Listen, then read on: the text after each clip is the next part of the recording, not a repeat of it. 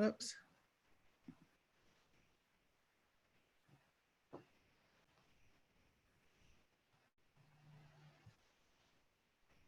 Oh, click on the participants. Okay, there it is. There's no attendees yet. So I have this thing on my screen that says this webinar is being recorded. It's now currently being recorded. It's We right, realize, what's that? it's right in the middle of the screen. Does that go away or? Click, I think you can click on it. Oh, it's for me to click on? Yes. Oh, okay. It's asking, it's a new feature that Zoom has, so it's making sure that you are giving permission to be part of a recording.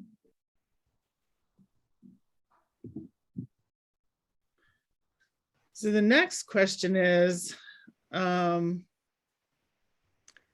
the people coming in through as attendees going to the other meeting? Because somehow 2 meetings had gotten set up and I tried the first one, but this link only worked for the second one. But if they come in as attendee, they might be coming through the other way. Why don't I email everybody my link that I got? They're all gonna come in as Sarah Castle. Okay. But they can all just change their name. Because otherwise I don't know how else to. We can't have 2 meetings. Yeah, it poses a problem for the public too, though. Okay. Let I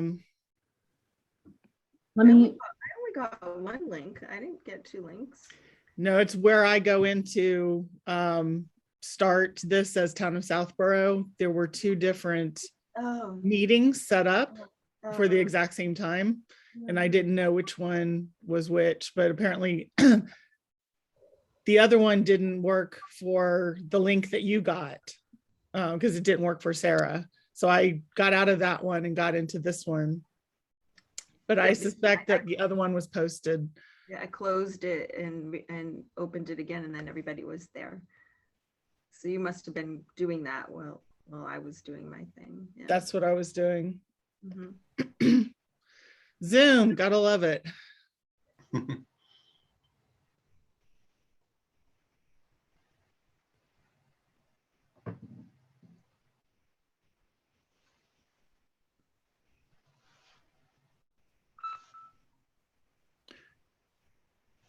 What does that mean for the recording though? Sarah, I don't know if we can do this. It has to be open meeting. It's recorded to the cloud no matter what. And it doesn't get posted until to YouTube until afterward anyway. So regardless of which one we open, all of them get recorded to the cloud. Okay. Will someone who came on here looking for it tonight be able to get on it though? Well, I'm just sending everybody the email. I don't mean link. us. I mean someone outside of us. Yep. I'm sending everyone the email link, and then I'm going to call Jim Haggerty just to see if he has a suggestion on what we should do. Okay. Okay, because I'm not sure. Okay. I'll be right back. Okay. Thank you, Sarah.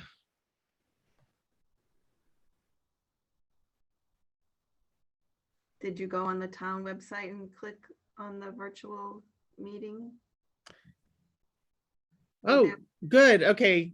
Oh, We have an audience member who it worked for. So, okay, great. So we have 2 attendees now, so I can promote someone. That's good.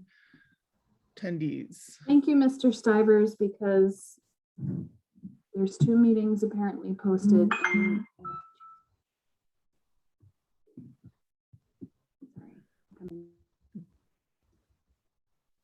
I'm not sure if that's Marguerite. How do I know?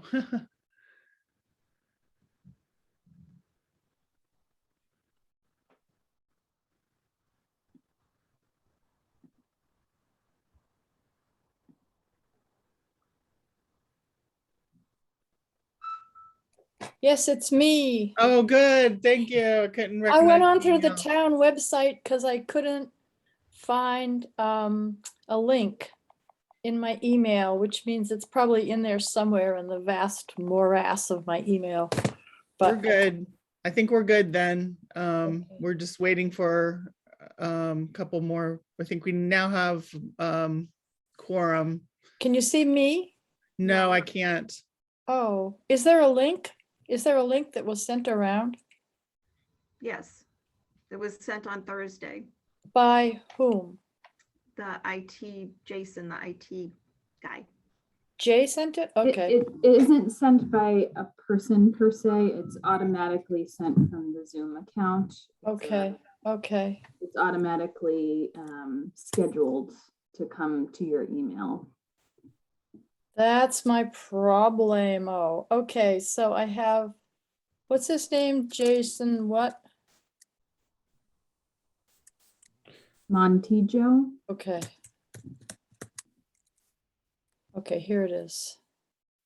it wouldn't have come from him though, it comes from No. the town of Yeah, it does Southborough. say his name. It did. Okay, so maybe it's in the, oh, Sorry, gross. everybody. I don't, it's just like life now. It's not you, it's me. Okay. Town of Southborough.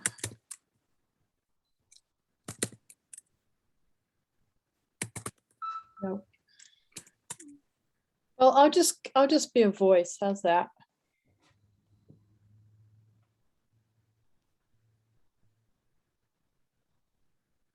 That's fine. Can you see the screen? Yep. Okay. So you guys got on through the thing that was sent from the town? Yes, I did. Yeah. Yes, I did too. Oh, okay.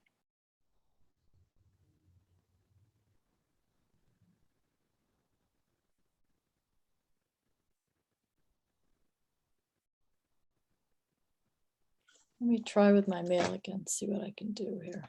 Oh, you know what? I allowed talking and I didn't promote you to panelist. That might be it.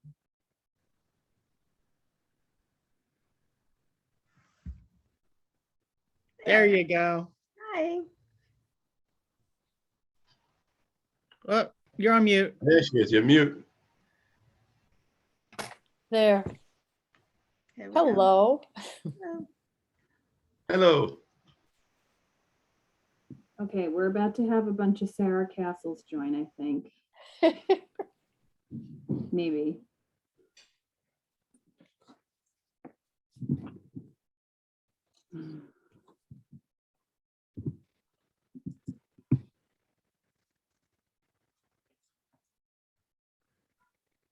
It's quite a learning curve learning to run a meeting, isn't it? It's It is. got a lot of moving parts. Hi, Sarah. You're It's the partly wrong right. Sarah Castle, though. You're gonna need to change your name. You're on And- mute. You're muted. Sarah hear you. Marcus, you are muted. All right, here I am, unmute, but I'm also Sarah Castle. Everybody that got that link is gonna be me. Can you change your name? I can change my name, I think. Let's see. Let's see, choose your virtual background, rename. Oh, here we Another go. Sarah Castle who looks a lot like Paul Butka.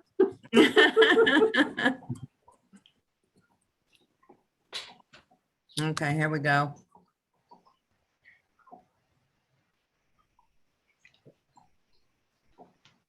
Hi, Sue. You're on mute still.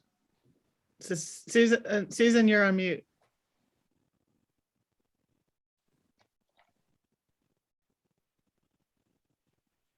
Better? Yes. Yeah. But now your video's gone. That's probably better. No. And you're named Sarah Castle. Oh my God. Hi, David. Hello. How are you? Good. How are you? And I'll see if I can straighten this out. How did the agenda change from what it was before? We can talk about that in a moment. Okay.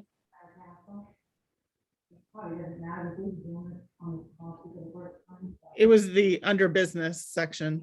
Oh, okay, Other business. okay, thanks. Oh, hi, Leslie. Thanks. Okay, sorry. Okay, All right, so it seems that we should probably go ahead and get started. And so let's see. I call the meeting of the Southborough Youth Commission to order on October 12th, 2021 at 7:13 p.m. So first on the agenda is a review of the minutes from September 14th. I saw just one typo Oh, and then a time difference. Under administrative, there's an extra V in there. 'cause I'm Oh, okay. rotating. And the time, I think it was called to order at 7:15, which is mentioned once, but in the first sentence, it should be 7:15. okay. And does anyone have any other edits to the meeting minutes? No, I So, move to accept the minutes as amended. second. so I'll have a roll call vote. No, Susan's not here. Sue Butka, Aye. Beth Dombucker, Hi. David Joyner, Aye. Marguerite Landry, Sarah Micas, Aye. and Lauren Ritchie. Aye. So the motion Can I- carries. oh, sorry. I just wanted to, Lauren, I'm sorry yeah. to interrupt. I see Yes, that Susan is in the audience. Great. Let me And I promote think her. Shannon may be joining as well. And then Leslie has been promoted to a panelist, so I didn't know if you wanted to. I Hi, think she Leslie. came in by the link. It wasn't Okay. Leslie. You could do the Friends update now then maybe, or, Yeah, we could Mhm. do that. Why don't we do that? Hi, Hi, Leslie. I'm Leslie. I think I've met everyone except David. Hi, Leslie. Nice to meet you. Nice to meet you. I'm a former board member. Thank you for taking my spot, David. I Okay, appreciate it. my pleasure. I'm the president of the Friends Group. And I met with Sarah and Sue Butka and Kathy Cook last week. And I'll just give you a quick update. We had a meeting on October 6th, and Sarah gave us an update with respect to the grant request that came back from the Southborough Community Fund. And as such, we approved funds for the interface contract that ends in June of 22 for $7,500. That balance will come out of the unrestricted Friends money. And we talked about going forward, the purpose of Friends is we're really going to focus on fundraising for camperships, because Southborough Community Fund has made it apparent that while they have supported this effort in the past, they want to focus on things that don't require sustainability year after year. So the Friends is going to focus on fundraising mainly for camperships.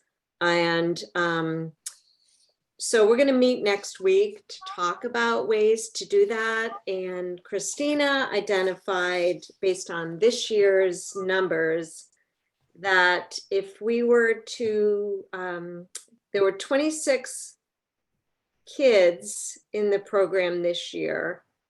And if we try to support those kids for all 8 weeks of the summer, it would require at approximately $300 per week per camp. That would mean we need like $62,000 for the entire summer. So our goal is to raise like 50,000, because not all the kids are going to go for the entire 8 weeks. And I don't know, Sarah will probably talk more about this, but she's spoken within the department that it doesn't really make sense that some certain kids are going to overnight camps that are much more expensive when we have the Fay camp, and we have the extended day camp, and we have the rec camp that are all much more affordable and more reasonable, and more kind of equitable to kind of do something that's more fair to all the children. So if we try to make the overnight camps more of a like on a one-off basis or more of a scholarship basis, then we could really reach a larger population. And that's the goal, is to reach a larger population and for a longer period of time, because clearly there's lots of parents that have this as a need for childcare in the summer months. So long story short, I'm recruiting friends. We're going to meet next week, but there's only a handful of people. So I reached out to my current friend group to say if they could spread the word and see if they know of anybody that they could bring. But if any of you know of anyone that you think might be interested in becoming a friend, it's kind of as little or as much time as you want to commit to it. It's just going to be kind of a social thing. We're going to get together, discuss fundraising ideas. We're going to decide whether we want to have like one large fundraiser or have a multi-pronged approach to it to see if there's maybe like one big fundraiser and a few other smaller campaigns that we might do. Kind of open to suggestions at this point. Does anybody have any questions about this? Or Sarah, do you have anything to add? Or Sue, since you were both at the meeting? I'm glad that it's been streamlined and now we have a focus and a goal, and it's strictly for the camperships right now. And I think that will make it a little, and we're all going to try and bring someone with us to the meeting too, just to have one, maybe not one event, but one goal, and that is to raise money for these kids to go to camp. So Yeah, I agree with that's that. good. I think it's wonderful. Yeah, absolutely. It's been a little tough over the last year and a half for obvious reasons. During the pandemic, I mean, we had, David, we had a big event planned for the community house for May of 2020. It was like a shopping event that had taken place like 8 to 10 years ago. They'd made a lot of money. We had planned to do this again where we'd have local vendors come in. They basically either donate a percentage of their profits, or or we charge them per table to come in, a fee, and then maybe bring people in from the community. It would also be, selling tickets, that kind of thing. But we shut the whole thing down in March when COVID hit. So since then, that's kind of been on hold. We haven't totally taken that off the table as an idea. We may end up doing it, but we're just kind of looking for other ideas. And there also was much talk in the spring about, after the strategic review was done for Youth and Family Services, about community outreach, and should the Friends be involved with that and getting the word out about what's Youth and Family Services, what do we do? So that is not necessarily, the objective of the Friends is still to spread the word about Youth and Family Services, but we need to kind of figure out a way to do it through the fundraising and kind of on top, kind of that will be in tandem with the fundraising. But the main goal is how to raise money for this effort, this campership effort, because I think is this the first year, Sarah, that we haven't applied for funds, or the second year through the grant? Yeah. So it's the first year we have not applied for funds, but the community fund has been very generous in the past, but they have made it apparent that they would prefer not to fund this effort. They feel like it's something that we should be able to take on ourselves. So Great. Thank you. Sarah? I just wanted to make one minor correction about, Leslie talked about interface, that the contract that we're talking about is actually for all of calendar 2022. So it doesn't Oh, end in, okay. end in June 2022. It goes till December. okay, That was it. thank you. Any other questions for Leslie or friends? All No, right, but thank you. it's fabulous for the funding of Interface. It's really spectacular. And thank you. Yes. Well, very- it's fantastic too, because Sarah expressed that is based, the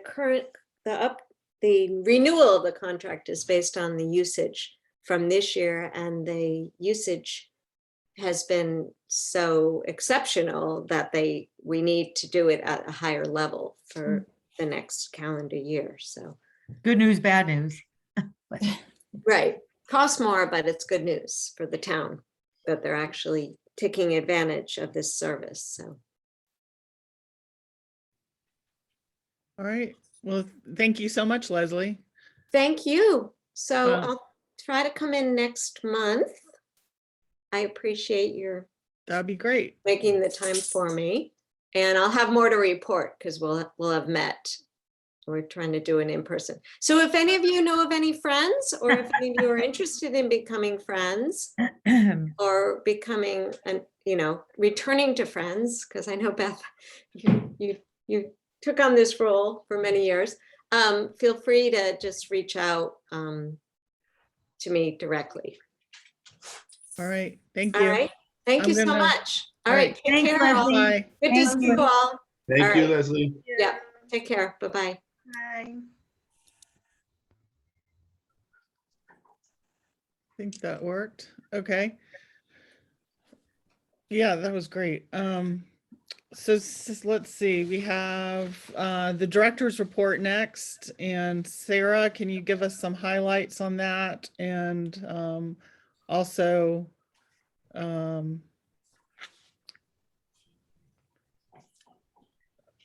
we have here emergency funds request process for that.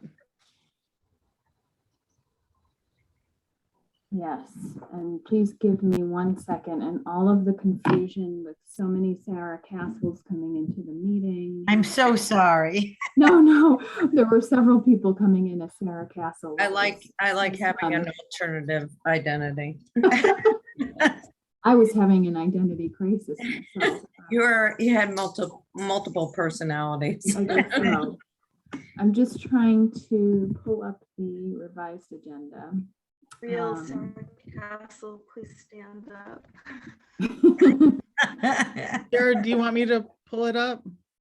I have the agenda, so I'm just now trying to pull up the highlights. Normally, I would have had this done 10 minutes before we started, but I ended up being pulled into other things. And now I'm flustered. Hold on 1 second. Take your time. And now we're in the October meeting. We can talk quietly among ourselves. Yes. I don't think there is such a thing anymore. but- Should we, Sarah, would Okay. you like a few more minutes and we can, I've got it pulled up here. okay. So I'm good. So in terms of highlights, this is always so confusing because we're giving September highlights, but I'm noticing here, okay, so we've got September highlights, but we're meeting in October. So I'm reviewing last month. So Shannon, I'll let her talk in a minute if she's willing. I'm putting her on the spot, but has been doing a lot of work on scheduling QPR suicide prevention trainings. There were a couple of us who were able to attend, and she's got some great trainings lined up. Shannon, do you want to take a second to just talk about that work that you've been doing? Sure. So as you said, I did the training kind of, as we jokingly call it, the first pancake a couple of weeks ago, just so that we could, show everybody what it looks like and if there's any feedback. And so it seems like it's good to go and ready. And so the first official community one, I believe, is going to be October 28th. I'm sorry that I don't have the dates. Oh, actually, I have my calendar right here. So we'll pretend that it's October 28th, and then I'll tell you if it's not. So that's the first community one. I'm going to be doing one at some point on a Saturday morning. And then I'm going to be doing at least one coming up for municipal employees. There's one coming up, I can get all these dates, for just the senior center. So I'm going to tweak it so that it's for the seniors. We had a meeting with the fire department last Friday, and the chief has asked that I train the entire the entire fire department, including the volunteers. So there's lots of trainings coming down the pike. That's great, Shannon. Yeah. Yep.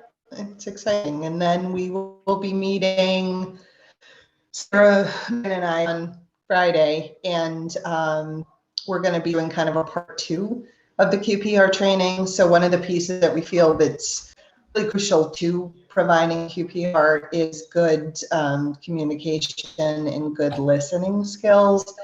So we're in the development process of some sort of communication, active listening workshop. And, we'll encourage people that take QPR to also take that piece of it, but it also can be, excuse me, it can be a standalone training as well that, if you wanted to use it for, your family, with friends, with, whoever it is, that it will be good for that too. So. Can I say something? Both Susan and I were at the initial pancake meeting or training, and I found it very helpful, not only for my own personal needs, but just as a community supporter of mental health needs. And I think it's something that we should all take as board members if you have an opportunity. I think it's just some basic training, as Shannon said, QPR is like CPR, but for a mental health crisis. And it's very basic, easy, and I think that it, given the times that we're living in, I think that it is really essential skills we need to be helpful in our community identifying crisis situations. So I give you an applaud, Shannon. I thought you did an excellent job. I really enjoyed doing my modeling with Sarah. And Sarah and I did a role play together. yes, we did our role play. We won an Emmy at the end. Yes, Oh, it was really? very dramatic. But anyway, I really think it's incredibly important right now. And if you guys have an opportunity, and please let the rest of the community know that it's available and extremely helpful, and it doesn't take a whole lot of bandwidth or time. So go for it, okay? Thanks, Sarah. And anybody else out there Sounds good. listening, Please go get QPR training, okay? Can I ask a question? Is this QPR training different than the one you offered like a year ago? Yes, Yes, right? So, Okay. yes, so we, so many of you probably recall Megan and I became trained as mental health first aid trainers, youth mental health first aid trainers. Some of that training is similar to QPR, but it's not quite the same. So you probably recall, those of you who took youth mental health first aid, that there was a piece on suicide prevention. QPR is only on suicide prevention, and does a lot more with role playing and practice, which is fantastic. Whereas youth mental health first aid covers some of suicide prevention, but a bunch of other information about common mental health disorders and treatments, and a lot of various information about myths versus facts about mental health, and things like that. And there's a lot more exercises and things like that in mental health first aid. That's an 8-hour training, whereas this one is 2. Okay. So, Shannon, did I miss anything about QPR being different, or is there anything else you want to highlight about that? Did you ask me something, Sarah? I think that my internet is spotty, so I twice in the span of okay. Oh, Okay, I'm gonna assume that Shannon has no more comments about QPR. I'll tell her tomorrow morning what the question was And how wonderful she is. and how wonderful she is. Okay. Oh, Beth, did you want to ask a question about it? I was just saying bye, Shannon. Oh, I think she's staying. I think she just didn't have anything more to Oh, say. okay. I think, unless the internet kicks her off, which is no, really- my internet keeps. You should try Okay. going So on. maybe internet. we should say goodbye. Sorry. Thanks, Oh, Shannon. Poor Shannon. Okay, I'm just gonna highlight a few other things. We've been trying really hard to do outreach every month. Thank you to those of you who have been with us for those.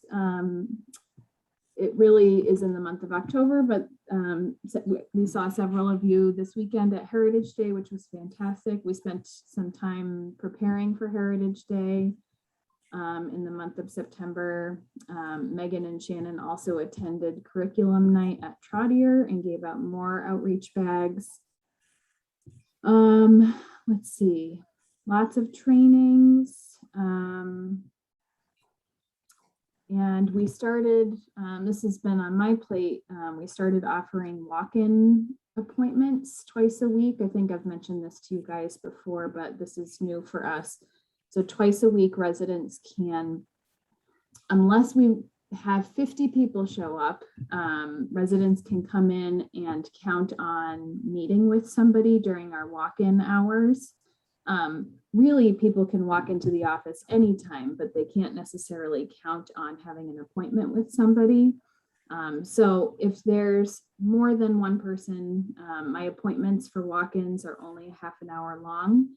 So people would just have to take a seat and wait a half an hour before they have a chance to meet with me. And they're really kind of like mini consultations to find out what's happening for somebody, helping them decide which direction to go in next, seeing if it seems clear we need more information, then we can go ahead and schedule an appointment with them so that they can come at a time where we have more time available. Or if there's no one else waiting, I can take more time to meet with folks. So that's started this month, and we haven't had a lot of traffic, but we did have our first walk-in appointment.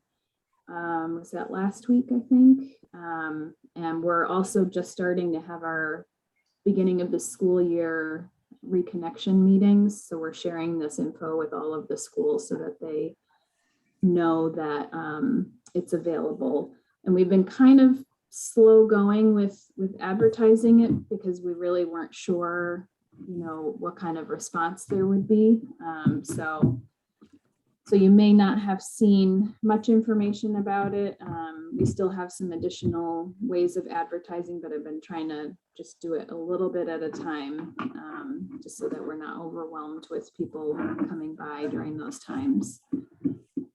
Are there any, I do want to go to the emergency fund process, but before I do, does anybody have questions on anything I said about the director's report or anything I didn't highlight? I've actually spoken to several parents that I know through the preschool that have been trying to connect with services and recommended the walk-in hours. So yeah, I think that and they were very excited because their children were a little apprehensive. And I think that would be, instead of being on a phone call or their parents telling them, maybe this would be a easier thing for them to wrap their heads around. So I think it's a great way to get access to you and the resources and some just initial. I think there's a lot of desperate people out there for mental health services, and they're really very frustrated. So I think being able to come in and talk to somebody to let them know that you care about them and that you can help recommend resources to support them. So yeah. I think and great. Develop a plan. Say, all right, this is what we're going to do, so they don't feel alone in their situation. It's very frustrating and very isolating. So thank you for doing that. And just so people are aware, if it turns out to be a highly popular thing, we will develop a plan to offer more of these hours. It's just a matter of reconvening with the staff to figure out how we would cover that. It also, as you guys might recall, the town has the American Rescue Plan Act funds. We have put in a request for the potential to have a part-time clinician. That would be a great use of that person's time to help cover walk-in hours. So it's, again, we're doing advertising in little dribs and drabs so that we can sort of get a sense of how much use there will be for these walk-in hours. But I agree, Sarah, that the goal is about providing increased access. People shouldn't be waiting as long as they have to for support. So I agree. Thank you. I think it's really an important outreach effort on your part. So I think as a board, we should support it. And if we need extra hours or extra staff, I think that this is going to be a really important way to support the community going forward. So.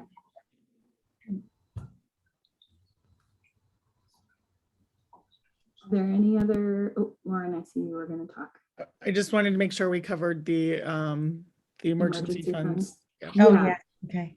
So there was a question about the process for someone applying for emergency funds. I think this may have come up because I noted in the director's report that there was a new way of inquiring about such services. So actually we did this with mental health support services as well. We added a web inquiry form, where just access is kind of the word of the day lately. And so if someone in the middle of the night at 2 a.m. is struggling with something and feels compelled at that moment to finally reach out and say, I could use some help, or could I talk to somebody?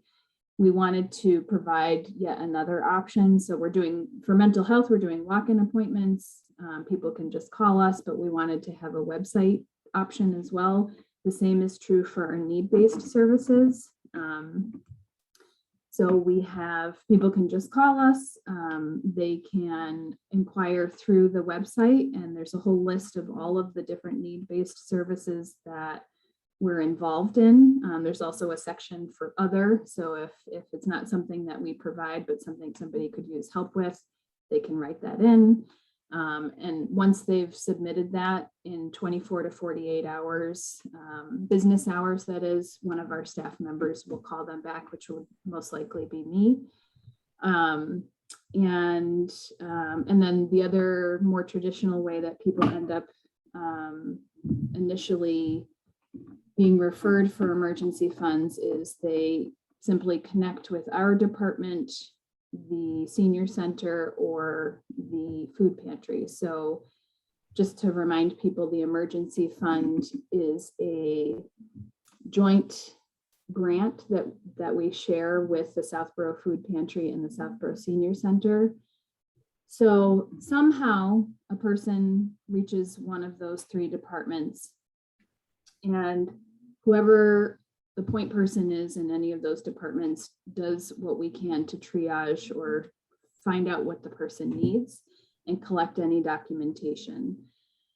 The person then goes to the emergency fund committee. Typically, that there really is no reason to share identifying information. So most of the time we're able to have conversations online about a situation without, needing to identify a person. However, if that's impossible to do, then we have a meeting in person or online to talk about a situation, especially if it's more complicated. We just talk about what's going on for that person, and typically the emergency fund, the things that the emergency fund is used for are one-time expenses. So if we had somebody who every month was coming to us to say, I need help with my rent, we wouldn't actually be helping a person by paying for their rent every month, even if we had the capacity to do so. So the goal would be to evaluate the person's situation, to see what we could do to provide longer term sustainable support. So we might say to the person, okay, we don't want you to be evicted. We're going to try to avoid an emergency here where, you might be facing imminent homelessness. And so we're going to help you with rent for 2 months, but at the same time, we're also going to be helping you apply for unemployment or whatever else we can do to help that person sustain their needs. Being very clear that we wouldn't be able to long-term offer that support. So there are a couple of pieces of documentation that go along with it. So we have a release of information form that we have residents sign so that they give us permission to be able to go to the committee on their behalf. And then we also have whoever the referring department is fills out a form that clearly outlines the amount of money. So let's say somebody is needing help with a car repair. So we would clearly outline who the vendor is, what the amount of money is, what it's for, and I'm trying to remember what else is on that form, but that's how we keep record of everything. We also have an online spreadsheet that we plug everything into as well. And yeah, I think you probably already said this, Sarah, too. The check goes right to the vendor. It never goes to the resident. So that's right. Yeah. Always right to the vendor. All right. Are there any questions on the emergency fund? Thank you, Sarah, for summarizing that. That's the first time I've heard the whole process, so that was great to hear. The next item on the agenda is the donation account policy that we talked about last week. I'm going to share my screen and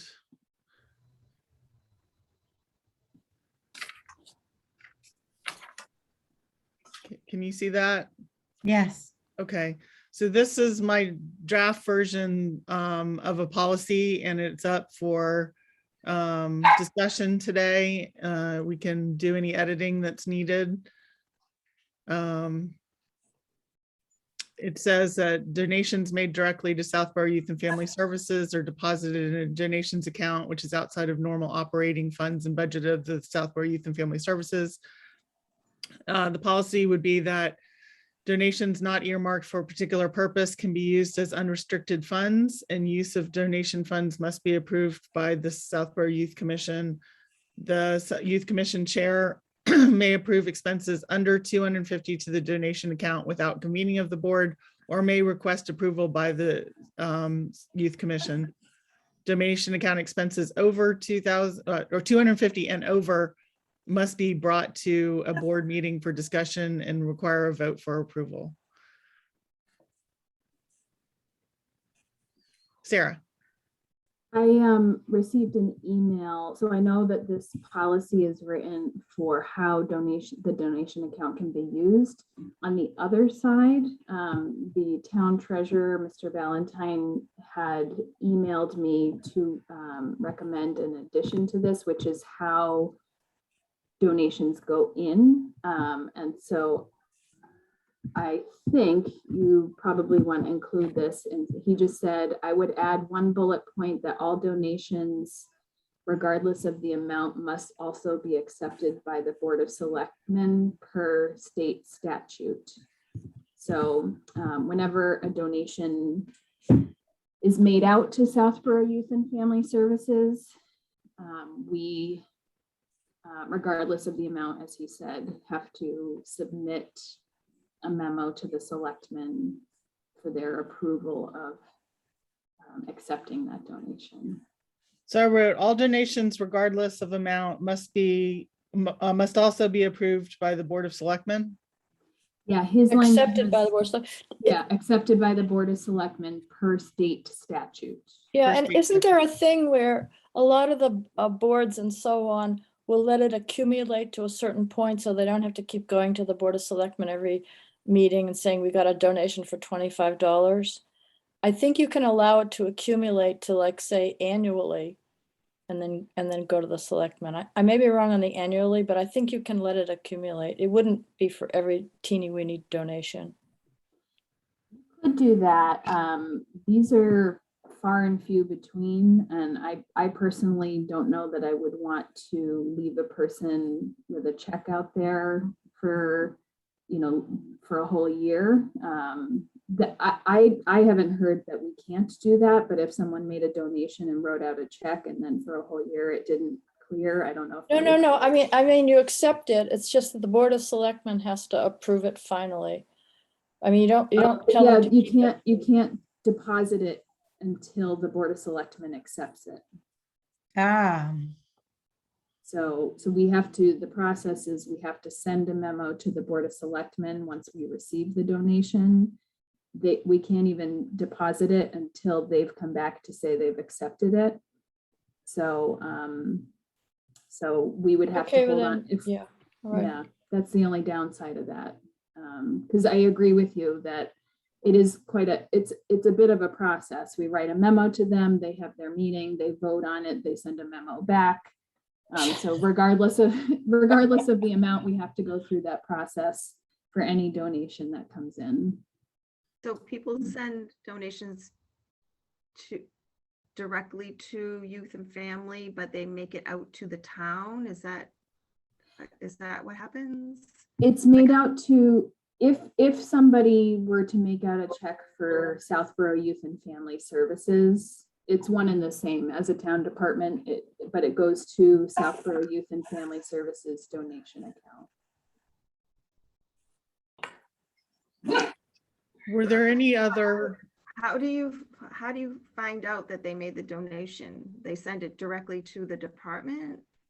Yeah, typically, for example, Pilgrim Church every year, completely unsolicited, just likes to support the department and often will send a donation to the department, and it usually comes in the mail directly to us.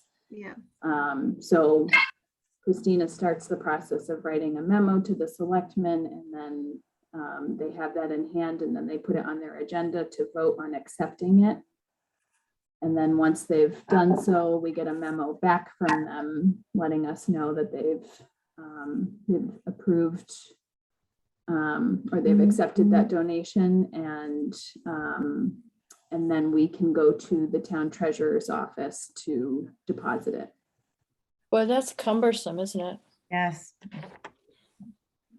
Yeah, and so I appreciate your point, Marguerite, that, you know, you could let it accumulate, because if we have a client, for example, who just has been coming to us for a while and would like to make a donation, a one-time donation for $20, we could let it accumulate, but I would hate to do that to. No, I agree with you. If they can't cash it, it's I guess this is how it's gonna have to be. Yeah, I will say though, as I started off saying, it's not something that happens frequently. And so, often to sort of circumvent this, we'll let people know that if an alternate way of supporting the department is to make a contribution to Friends of the Southborough Youth Commission. So, but all that being said, any of you donors out there, we're very, very appreciative. Matter what bucket it ends up in. So Lauren, I was wondering if we could have a sentence that says when under $250 is approved by the chair, that the youth commission is, made aware of that.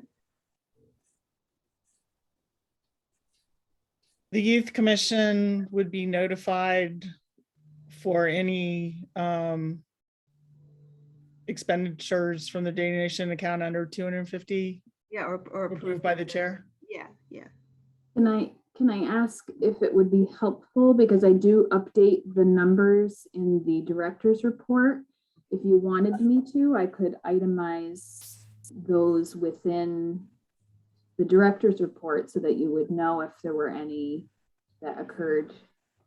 Yeah. I don't know if that's how you want that to be handled, but I'm happy to do that if that's helpful. That would be helpful. And I mean, it would be helpful to know when donations are made also. But I guess that's included in the report usually. How much is in the donation account right now? I think it was around 7,000. It's part of the director's report. I don't have it pulled up. $7,118.53, and there's $400 earmarked for telelanguage translation services and $1,900 earmarked for clinical consultation that we've Okay, voted for in previous meetings. okay, great. Thank you.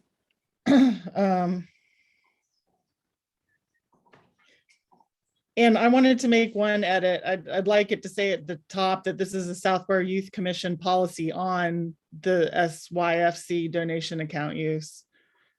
Very good. Good. Any other edits?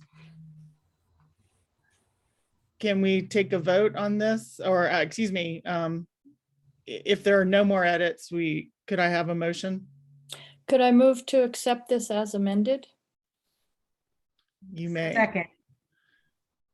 Okay, we'll have a roll vote. Susan Byer, Aye. Sue Butka, Aye. Beth Dombarker, Hi, David Joyner, he must be muted. David. I can't see him. Down the screen share so we can see everyone. There, he's muted. He said Okay. aye. Marguerite Landry, Aye. Sarah Micas, Aye. and Lauren Ritchie, aye. So the motion carries. Great. And then that leads us to the next item on the agenda, which is the Youth Commission document management. We talked about in our agenda setting meetings where policies like this and the kind of job descriptions for our youth commission are kept? Where are these documents maintained?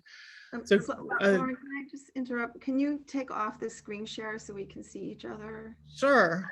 Thank you. I'm sorry. No, thank you. Thank you. All right.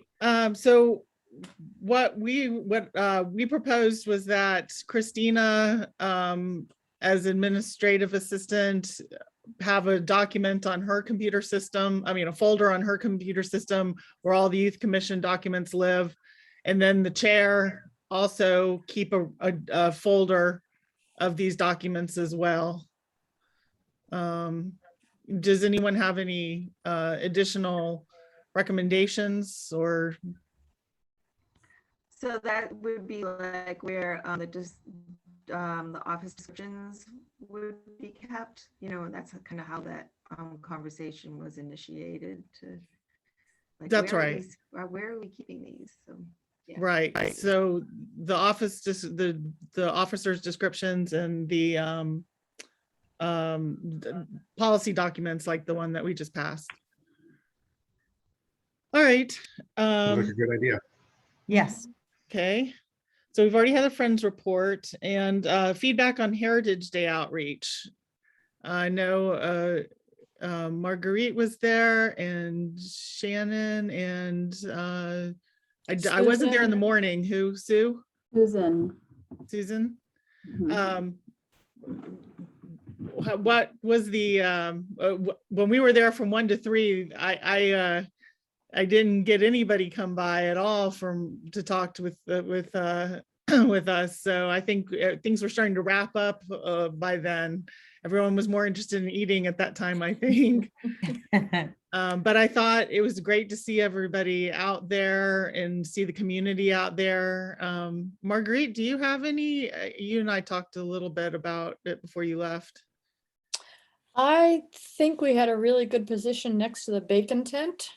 Yes, agreed. And I think some people who stopped didn't know what we were about. Some people truly did. Everyone liked their COVID bag. And I think swag is the way to go. So, the information in the bag seemed to be really helpful, had a lot of good data, numbers, things that we'd accomplished. And I think it was successful. Did a lot of people scan the QR code to get on the mailing list? One guy that I saw. Christina and I met this morning and it sounded like she pushed that initially. Susan, you were on shift with Christina, I think. So I don't know but I think she was expecting she might have about 20 people. I don't know if she was feeling ambitious or, but that's what she was kind of expecting. She had to go back into the spreadsheet to see who was there, but do you have a different recollection, Susan, on?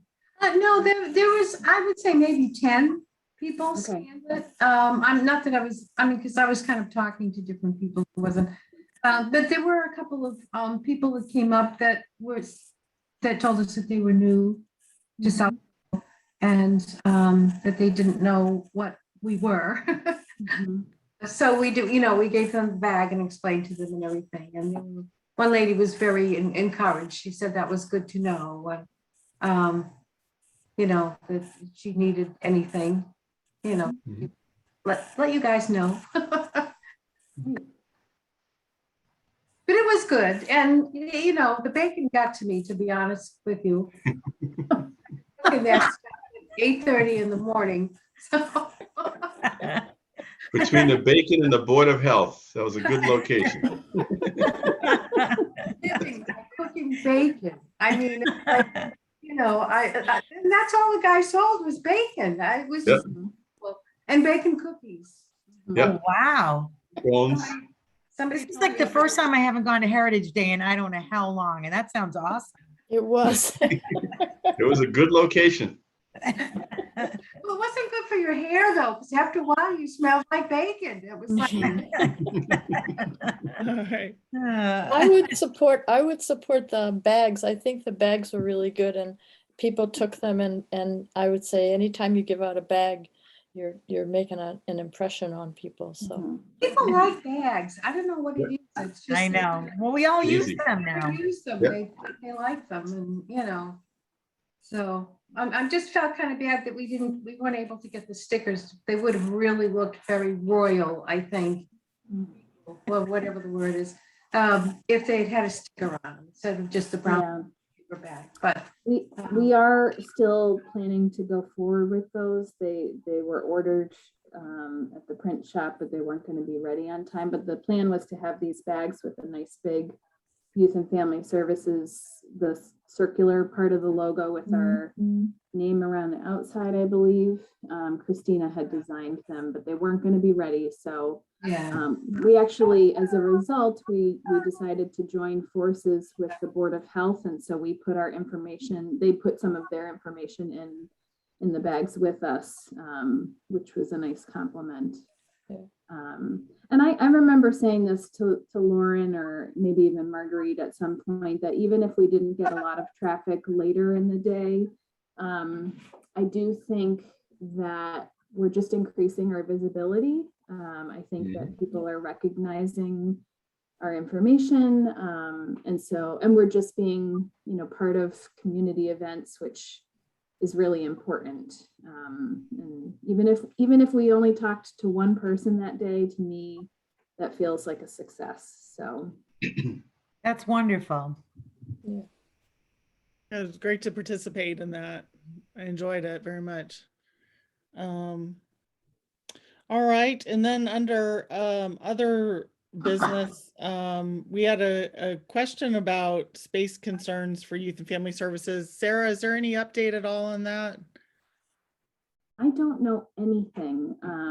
I think I've updated you guys that the capital planning committee had hired a consultant to evaluate space needs for the town, sort of being future oriented to figure out what do each department need in terms of space and furniture and all of that.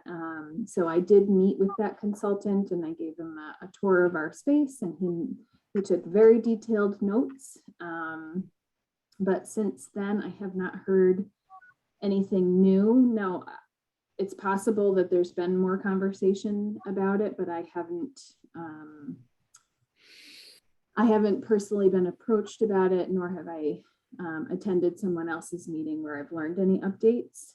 I do, actually, Lauren and I have a monthly meeting with Chelsea Malinowski, who's our Board of Selectmen liaison, and haven't heard any updates from her on that. So certainly something that we can plan to check in with her about again when we meet, which is actually next week. So.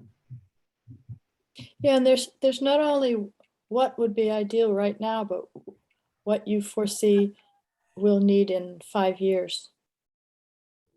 So it's kind of a double response in my mind. There's, what we could get by with right now versus what we're going to look like in 5 years. Yeah, and that's a little hard to predict. But we know it's not going to get smaller, right? Right, exactly. And Let's certainly hope not. No, I think that you made a good presentation to the selectmen and advisory in the past on what you need. And there's still some of those people around, including Chelsea, including her husband too. You need privacy. We know that too, and you need enough space to see clients. So this won't come as a great surprise to anybody, is what I'm saying. After all this time. Okay. And then we had a couple of revised agenda items. Sarah, the budget discussion. Yes, so thank you for your flexibility and sorry for these last minute changes. On Friday, we received a memo from the town treasurer outlining the calendar for budget planning purposes for FY23. So we need to start working on that. And I sort of appreciated getting that on Friday, that either it was going to be way too early to talk to you guys about it, or it was going to be way too late, because our next meeting, all of this is due. Our final budget requests are due November 12th, and our next board meeting is November 9th. So I was concerned that it would be too late, and that people wouldn't feel that they had ample opportunity to weigh in on what should be in our FY23 budget. So I wanted, I haven't even done any work on it yet at all. So I thought it was a nice opportunity, since we were able to get it on tonight's agenda, to talk about what folks think would be important to include. I'm happy to share with you preliminarily what my thoughts are, as we've added some operational things to the department, especially in the area of IT. So that was why I asked to have that on tonight's. Can I ask about salaries? Sure. Okay, it's your decision whose decision is it to decide what percentage of salary increase per year, like 2.8, 3.0, whatever it's going to be? Doesn't that require the personnel board?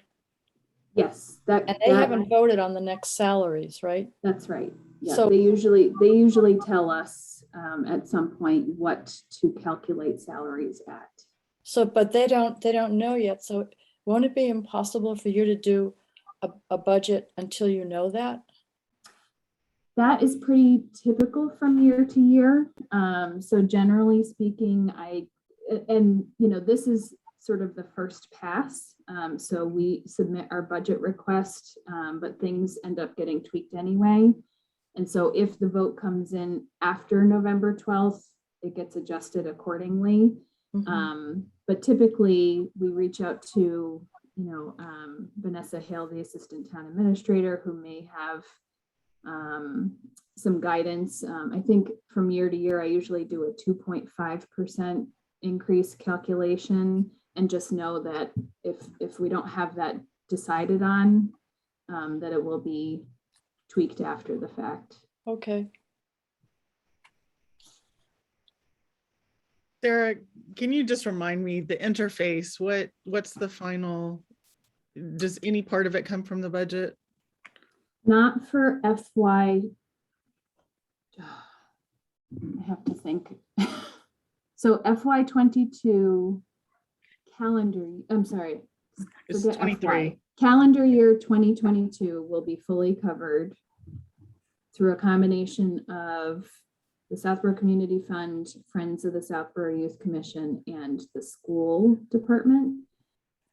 However, for FY23, we need to add, this is going to go back a couple of years, but the town, if you guys recall, was interested in having our contract line up with the fiscal year versus have it be for a calendar year. Does that ring a bell to people? Yes. Those of you that were part of the conversation previously. So they would like to see eventually that interface referral services contract run from July 1st through June 30th instead of January 1st through December 31st. And so for FY23, and this was something I approached Interface about, which they were agreeable to at that time, was to enter a 6-month contract so that we could get ourselves back in line with the fiscal year. So FY23 would need to contain that 6-month contract.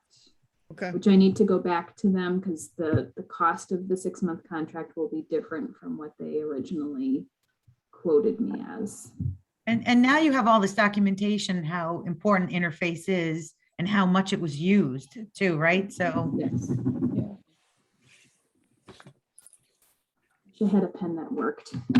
I got one. Can you pass it over? There you Sarah? go. My power supply died on me though, so now I'm in my kitchen. With the And TV. Sarah, I think that next year you were going to increase the amount in the consultants category as well. Yes, yep. I know I'm not telling you things you don't already know, but the, No, Just- no, all of it's very helpful because there may have been previous conversations we've had, but that was one of them that in order for us to be able to work with the clinical consultant at the rate that we have been, that we've kind of come to depend on, we would need to increase our contracted services line.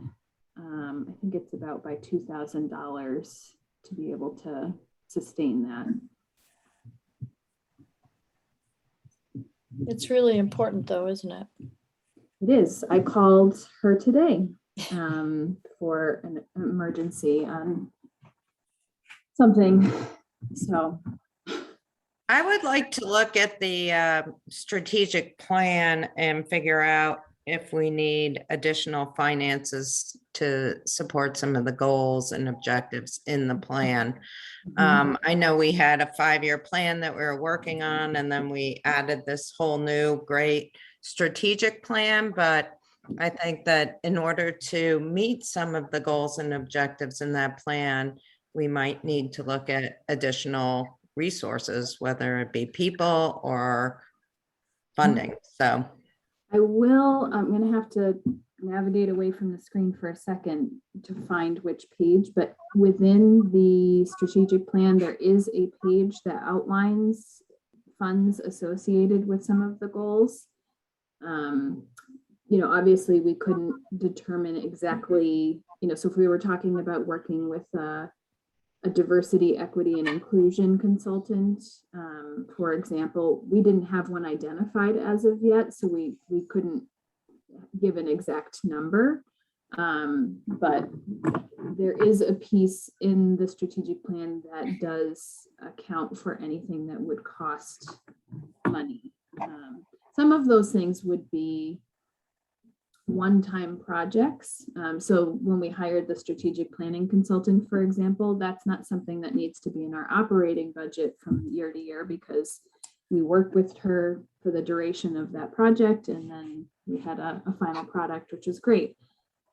So in those cases, I foresee us probably applying for some grant funding for those types of things when they're one-off kind of projects. And actually, the list of things that I gave to town administration for ARPA funds are a lot of them the things that came out of the strategic plan that would cost money. So you can also reference that list.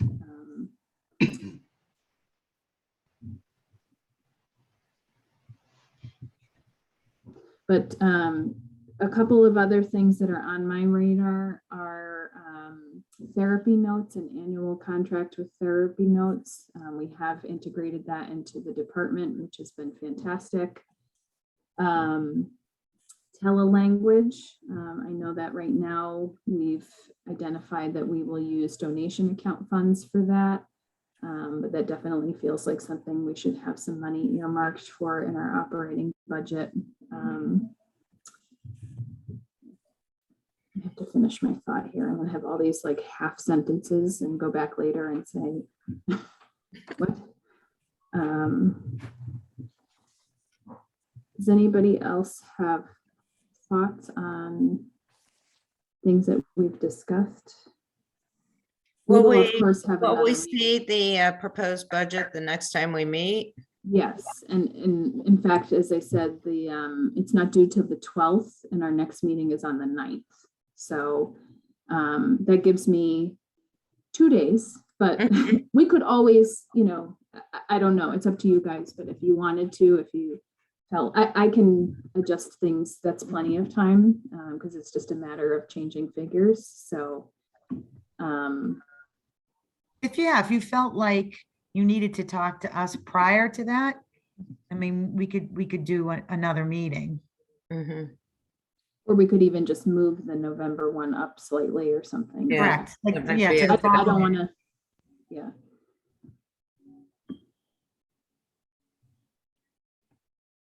Okay.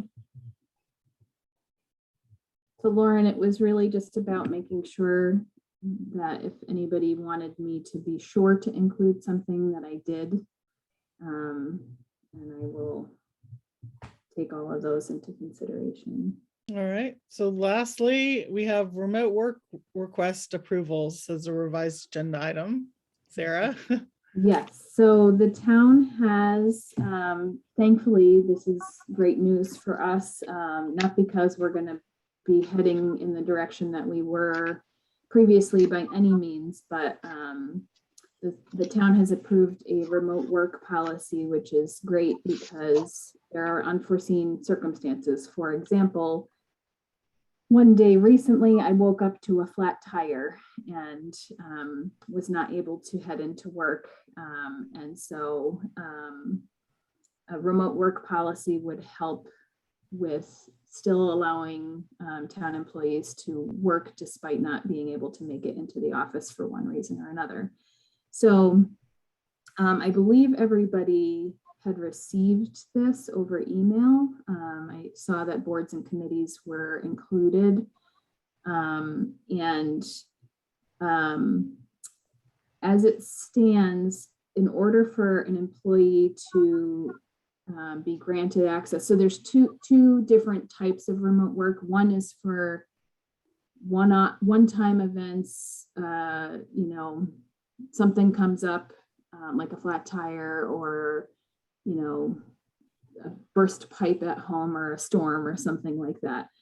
So those are sort of the, I forget how they label it, but intermittent request. And then there are some folks who, for whatever reason, have a project that they're working on where working remotely would actually enable them to be more productive. That doesn't apply to us as much, although it could, but it's nice to have the flexibility that it could be either type of remote request. So when an employee needs to request to work remotely, there's a form that we complete and it needs to go through 2 rounds of approval, first by the department head, and then secondly by the appointing authority. And so in this case, for our department, that would be you all. So the challenge is how to get the board's approval, because in some cases, in fact, for us, I think it's going to be mostly the case where it's a last minute thing, not something planned. And so to have the approval and have the board convene to vote on it feels like a bit much. And hopefully you agree. So I just wanted to- definitely agree.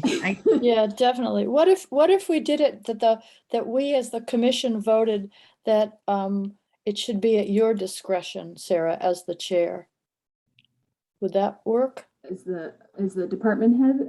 Yeah, department head, I mean. I am fine with that. I don't know. I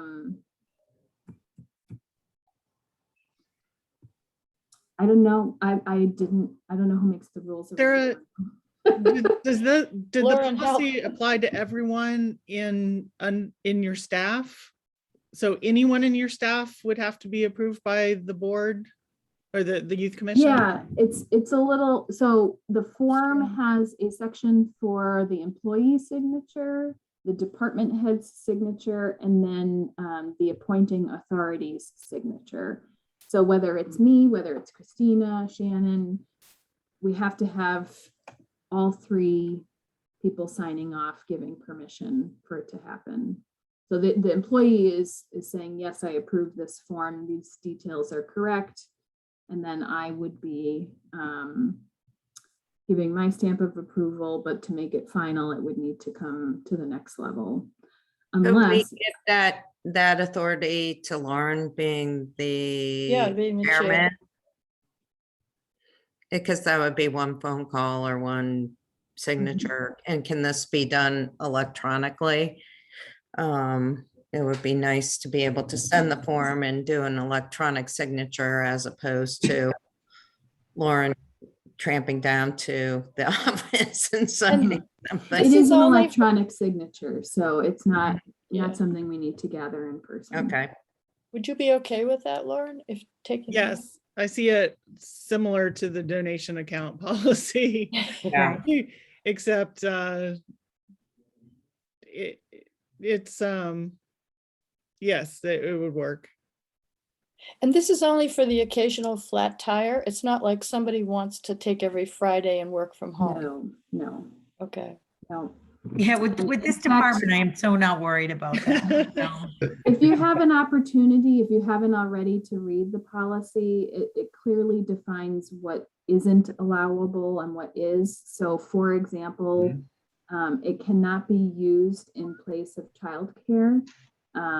So even though a lot of us got really good at working and having kids at home at the same time, that's the sort of thing that really, we're not going to, our attention is going to be divided if we're taking care of our kids at home. But if it's for something like, there's a winter storm coming in and it's really not safe for anybody to be driving, and we're not going to be seeing people at the building anyway, to drive all the way to Southborough to open our computers and work remotely may not make sense, in which case, we would request to work from home, or my flat tire scenario, for example. And what if you yourself didn't feel well, but you had a lot on your plate, so you felt like I could work from home and not get anybody else sick? I have not read the policy, to be honest with you. So if Lauren is okay with that, I am fine with that. I think, and going forward, regardless of who the chair is, it just brings up some logistics issues, because you realize you have a flat tire at 6 a.m. Quick, everybody get together. Yeah. It just does bring up some logistical issues, but I'm willing to see where this goes and see how it works. So I'm sorry if I missed it, but is there a timeline to get this form in? Like, so you get up in the morning at 6 o'clock and you have a flat tire, like how soon does this form have to be turned in? Does it have to be in by like 6:30 or, it would actually just be, morning or end of the day?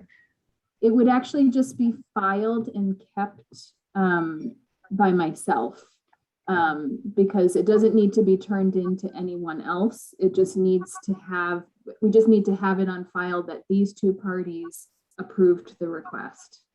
So even if like we couldn't file the form because there were conflicting issues, we just need to make sure that we've had the conversation and that we get it filed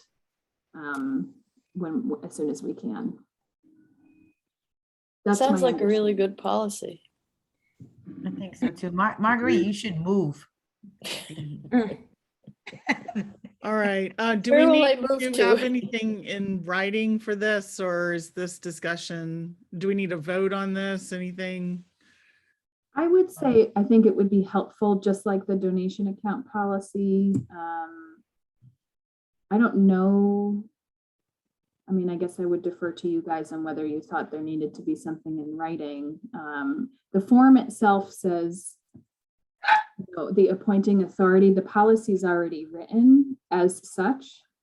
So I think it's just the board saying they're voting to give the authority of the chairperson to approve. I don't know that you need. Sue, it was that move you were talking about. It was that Sorry, I move. thought you meant I should move. It's like, what have I done? She's throwing me out of No, town. Margaret, you're so good at that move. You need to Okay. move.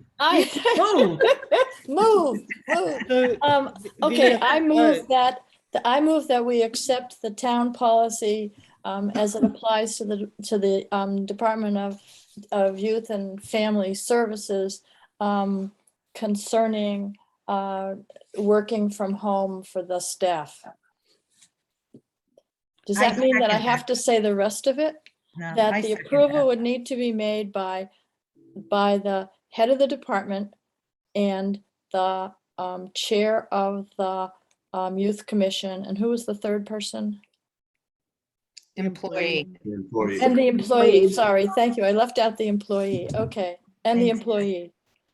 Sarah, does that make any kind of sense? I know you're writing it down as fast as you can. Yes, let's see, Marguerite moves to accept the the remote work policy as proposed by the town with the approval of the employee, head of department and chairman.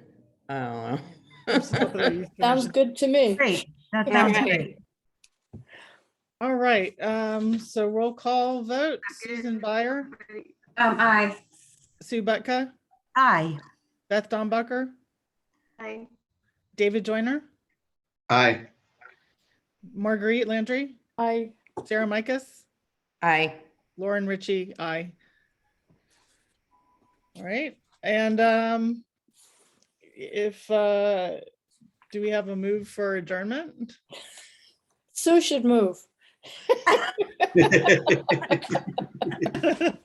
Marguerite, you do it. Okay, I move we adjourn. I second that. All right, roll call vote, Susan Byer, Aye. Sue Butka, Aye. Beth Dombacher, Beth? Beth, so I, okay, David Joyner, Aye. Marguerite Landry, I. Sarah Micus, Aye. and Lauren Ritchie, aye. All right, thank you very much, everyone. Good night, everybody. Thank David, you. welcome. Aye. Welcome, David. Thank you. Yes, Thank you so thank you. much. We're always like this, right? Good night. We You like need to move. You gotta move. Mover. Good night, Sue, guys. you're so funny, Bye. really. I swear to God.